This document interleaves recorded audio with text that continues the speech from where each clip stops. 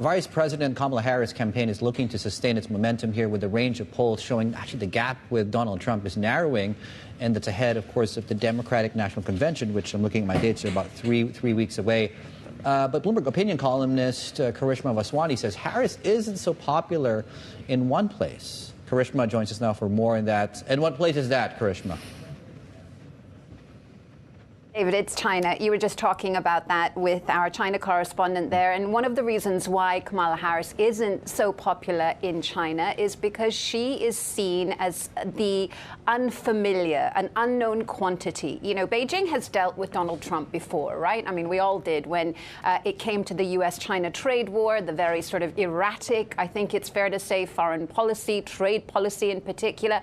But they're not so sure what they're going to get in the form of a Kamala Harris presidency. What they think they'll get is more of Biden, particularly when it comes to President Biden's approach to Taiwan. And of course, that is the red line for China. Any hint that its position on Taiwan, which is to reject Taiwanese independence wholeheartedly, could be challenged by anyone, but in particular the United States.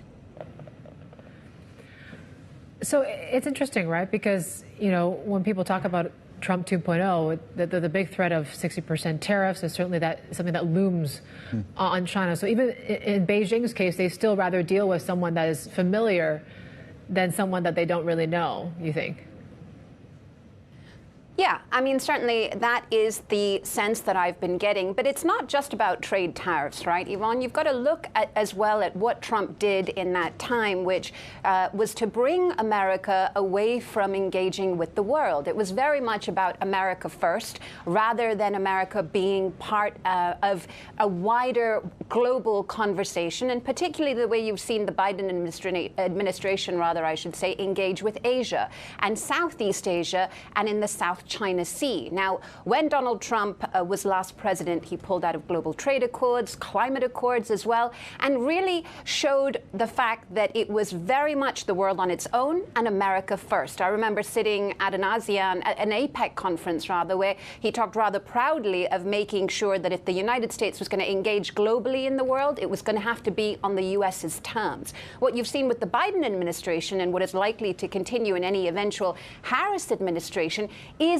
greater engagement with Southeast Asian and Asian countries. China does not want that. It wants the region to itself. It considers it its crucial backyard, and an isolated America is better for a China in the future.